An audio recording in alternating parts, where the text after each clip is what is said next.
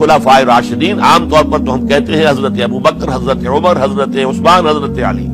میں نے اپنی ذاتی رائے، حقیر سی رائے عرض کی ہے، اس میں حضرت حسن کا دور بھی شامل ہونا چاہیے 6 مہینے کا. تب وہ 30 برس پورے ہوتے جو حدیث میں آیا ہے کہ خلافت جو ہے وہ 30 برس رہے گی، اس کے بعد ملوکیت شروع ہو جائے گی. تو ملوکیت کا پہلا قدم یہ تھا کہ حضرت معاویہ نے طاقت سے بزور خلافت حاصل کی، اس لیے ان کو خلیفہ راشد ہم نہیں کہتے. البتہ یہ ضرور ہے کہ ان کا دور بہت پرسکون دور تھا. البتہ جب 10 برس گزر گئے حضرت معاویہ کے دور حکومت کو، اب میں یہاں لفظ خلافت کی بجائے دور حکومت استعمال کر رہا ہوں، جو کہ خلافت راشدہ سے ذرا اس کا فرق واضح ہو جائے. تو اس وقت ایک اور صحابی، جلیل القدر صحابی مغیرہ ابن شعبہ رضی اللہ تعالی عنہ، وہ حضرت معاویہ کے پاس آئے اور انہوں نے یہ کہا کہ دیکھیے، اگر آپ نے اپنے بعد اپنا جانشین نامزد نہ کیا تو ہو سکتا ہے پھر فسادات پیدا ہو جائے، پھر مختلف لوگ خلافت کا دعویٰ لے کر کھڑے ہو جائیں، پھر خانہ جنگی ہو جائے. 5 برس کی خانہ جنگی میں 1 لاکھ سے زیادہ مسلمان شہید ہو چکے ہیں، قتل ہو چکے ہیں، ہلاک ہو چکے ہیں. اب دوبارہ وہی دور نہ آ جائے، لہذا آپ اپنا جانشین نامزد کر دیجئے.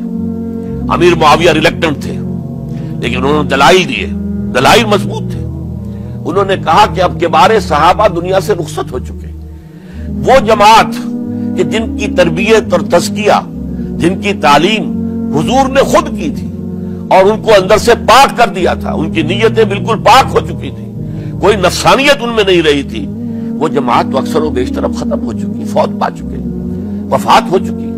لہذا اب جو ہے اکثر و بیشتر نو مسلم ہیں جو بعد کے فتوحات کے ذریعے سے اسلام لائے ہیں. لہذا ان کے اندر نہ وہ پختگی ہے، نہ ان کے اندر وہ تقویٰ ہے، نہ تدین ہے، نہ اصول پرستی ہے. اسلام کی پوری تعلیمات جو ہیں وہ ان کے وجود کے اندر، ان کے شعور کے اندر گہری اتری ہوئی نہیں ہے.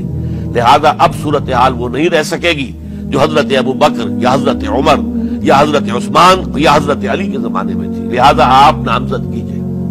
یہ بھی بتا دوں کہ مغیرہ ابن شعبہ کون تھے رضی اللہ تعالیٰ عنہ. نمبر 1 یہ کہ یہ اصحاب شجرہ میں شامل ہیں، جن 1400 یا 1800 افراد نے حضور سے بیعت کی تھی صلح حدیبیہ سے متصلاً قبل، اس درخت کے نیچے بیٹھ کر، جس کے بارے میں سورہ فتح میں فرمایا گیا کہ لقد رضی اللہ عن المؤمنین اذ یبایعونک تحت الشجرہ. اللہ ان تمام اہل ایمان سے راضی ہو گیا جو ہے نبی صلی اللہ علیہ وسلم آپ کے دست مبارک پر بیعت کر رہے تھے اس درخت کے نیچے، ان میں سے موجود، ان میں یہ مغیرہ ابن شعبہ ہے. پھر مغیرہ ابن شعبہ وہ ہے کہ حضرت علی اور امیر معاویہ ان کے درمیان جو خانہ جنگی ہوئی اس میں ہمیشہ حضرت علی کے ساتھ رہے، حضرت علی کے ہی وہ سپورٹر تھے، ان کے ساتھ تھے. اس پہلو سے اچھی طرح سمجھ لیجئے کہ یہ نہیں ہے کہ وہ در حقیقت کو پہلے سے وہ امیر معاویہ کے ساتھی تھے، نہیں. لیکن اب جو صورتحال وہ دیکھ رہے تھے، جہاں دیدہ انسان تھے، بہت بڑے سیاستدان تھے، جانتے تھے حالات کو، حالات کے نفس پر ان کا ہاتھ تھا. لہذا انہوں نے یہ مشورہ دیا اور پھر امیر معاویہ نے اس مشورے کو قبول کر لیا اور یزید کی ولی عہدی کا اعلان کر دیا. یہ بالکل مڈل ہے حضرت امیر معاویہ کے دور خلافت کا درمیان. یہ 10 سال جب ہو گئے تھے حضرت امیر معاویہ کی خلافت کو یا حکومت کو، تب یہ معاملہ پیش آیا اور یزید کے ہاتھ پر یہ بیعت ولی عہدی، تمام جو بھی مختلف گورنرز تھے ان کے ذریعے سے کہہ دیا گیا اپنے اپنے علاقے کے لوگوں سے بیعت لے لو. یہ بیعت عام طور پر لوگوں نے کر لی. البتہ 5 شخصیتیں جو بہت نمایاں تھیں انہوں نے اس بیعت سے انکار کیا. ان میں کون تھے ذرا نوٹ کیجئے. حضرت ابو بکر فوت ہو چکے، ان کے بیٹے عبد الرحمن ابن ابی بکر. حضرت عمر فوت ہو چکے، ان کے بیٹے عبداللہ ابن عمر. حضرت زبیر فوت ہو چکے، ان کے بیٹے عبداللہ ابن زبیر. حضرت عباس فوت ہو چکے، ان کے بیٹے عبداللہ ابن عباس. حضرت علی شہید ہو چکے، ان کے بیٹے حسین ابن علی رضی اللہ تعالی عنہم اجمعین. یہ 5 جو امت کے بہت بڑے 5 افراد کے گویا کے وہ چشم و چراغ تھے ان گھرانوں کے، انہوں نے انکار کیا. اور ان میں خاص طور پر عبد الرحمن ابن ابی بکر نے یہ جملہ کہا کہ تم چاہتے ہو کہ قیصر و کسریٰ کی سنت پر عمل کرو کہ باپ کے بعد بیٹا حاکم بن جائے. یعنی ایک قدم تو خلافت کا نظام پہلے ہی نیچے اتر چکا. مشاورت سے تو حضرت امیر معاویہ کا بھی جو نسب ہوا ہے وہ مشاورت سے نہیں ہوا. ایک درجے میں وہ جو اللہ تعالیٰ کے رسول نے عمارت بنائی تھی شاندار، اس خلافت کا جو سیاسی نظام تھا، اس میں ایک تو کڑی آ چکی زوال کی کہ ایک شخص نے طاقت کے ذریعے سے خلافت حاصل کر لی.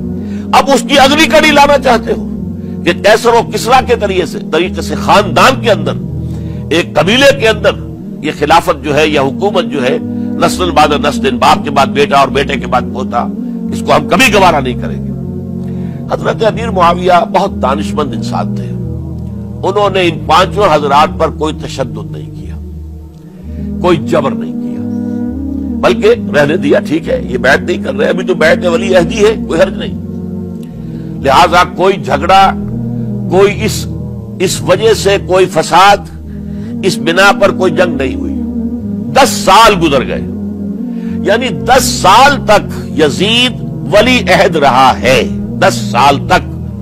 اور اس سوائے ان 5 بڑی شخصیتوں کے جو پوری امت تھی، عوام الناس تھے، ان سب نے اسے قبول کیا.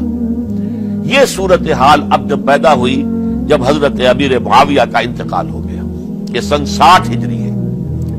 اب سوال پیدا ہوا کہ وہ ولی عہدی کی بیعت اب بیعت خلافت میں منتقل ہو جائے گی. لہذا پھر یہ ہوا کہ سب لوگوں سے، سب گورنروں کو لکھ دیا گیا تمام صوبوں کے اندر کہ اپنے اپنے لوگوں سے بیعت لے لو.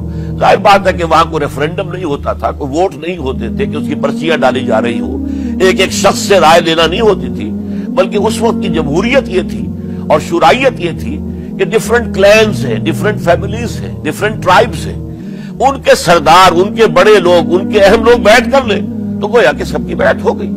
وہ ایک قبائلی نظام تھا اور اس میں یہ نہیں تھا نظام کے ووٹ بنے ہوئے ہوں اور اس کی پرچیاں ڈالی جا رہی ہوں.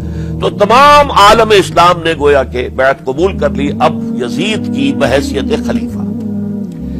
اب وہ جو 5 آدمی تھے ان میں سے ایک فوت ہو چکے تھے، حضرت عبد الرحمن ابن ابی بکر رضی اللہ تعالی عنہما، دونوں فوت ہو گئے، لیکن باقی 4 رہ گئے. ان 4 کو نوٹ کیجئے، یہ بڑا سینسٹیو ایشو ہے جس پر میں اب گفتگو کر رہا ہوں. ان 4 میں کون ہیں؟ عبداللہ ابن عباس، عمر میں سب سے بڑے وہ ہیں، اور ان کی شان یہ ہے کہ انہیں حبر الامہ کہا گیا ہے، امت کے سب سے بڑے عالم، اور قرآن مجید کے وہ سب سے پہلے مفسر ہیں.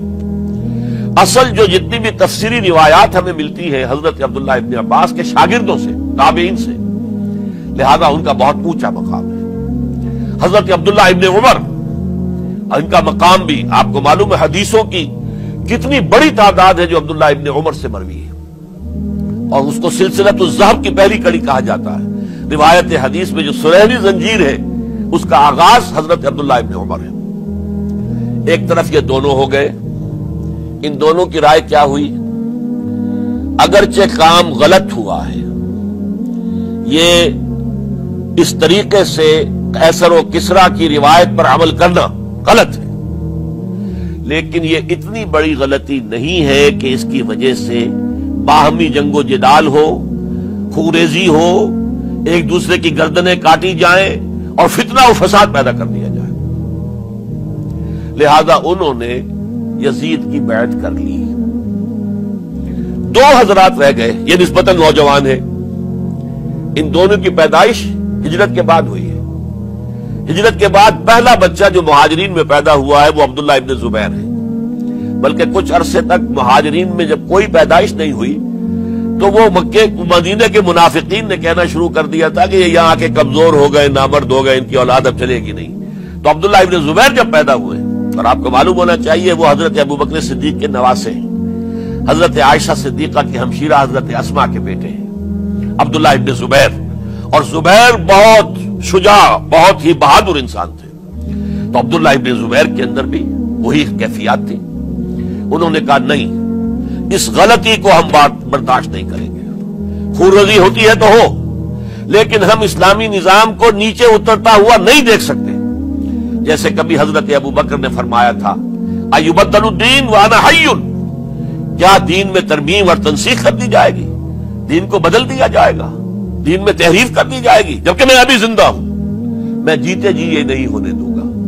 حضرت عبداللہ ابن زبیر کی یہ رائے ہوئی वी हैव टू चैलेंज, हम मुकाबला करेंगे, हम इसे पैसिवली कबूल नहीं करेंगे। उन्होंने बैत से इनकार किया और मदीना छोड़कर मक्के जाकर हरम के अंदर पनाहगुज़ी हो गए। यही मामला हजरत हुसैन इब्न अली रजी अल्लाह तआला अन्हुमा का था। वो भी निहायत शुजा, निहायत जरी, निहायत बहादुर। उन्होंने भी कहा कि ये गलत कैसर और किसरा की रिवायत जो शुरू हो रही है, इसे हमने रिजिस्ट करना है और इसे हम आगे नहीं चलने।